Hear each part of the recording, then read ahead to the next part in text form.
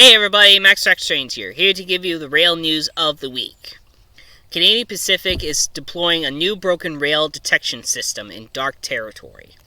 In Calgary, Alberta, Canadian Pacific is deploying a new homegrown system that can detect broken rails in dark territory at a fraction of the cost of installing centralized traffic control.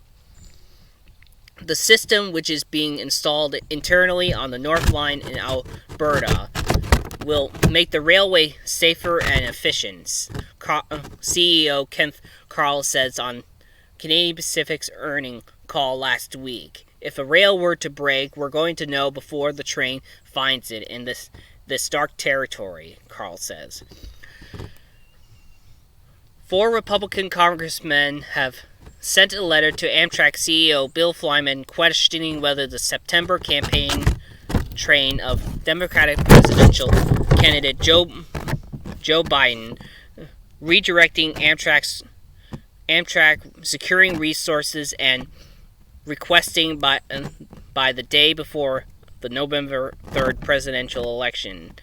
Details on what the train cost Amtrak to operate and what the Biden campaign paid Amtrak for the operation.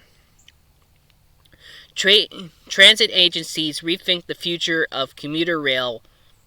Buses to prove to be more virtual to transit situations, critical riders during pandemic, which could mean shift away from rail extensions in post-COVID-19 world. As train agencies plot their recovery from the devastating effects of the 2020 pandemic,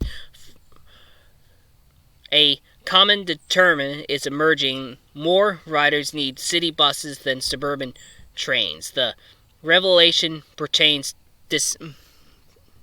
disheartening investments in rail. German court has approved the construction of the world's longest combined rail and road tunnel in an 11.2 mile submerged tube that under the Baltic Sea that would connect Germany to Denmark.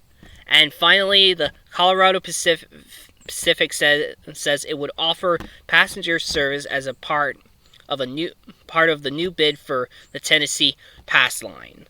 The Colorado Pacific Railroad is making another bid to obtain the former Denver and Rio Grande Western Tennessee Pass Line through the Colorado Rockies from Union Pacific, and this time says it will operate passenger service as one of the similar moves to gain support for its efforts.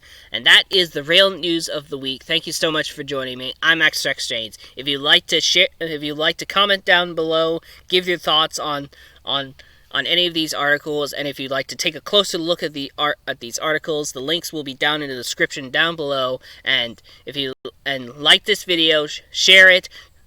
And subscribe to my channel. Thank you so much for joining me. I'm MAXTRAX TRAINS. I'm out.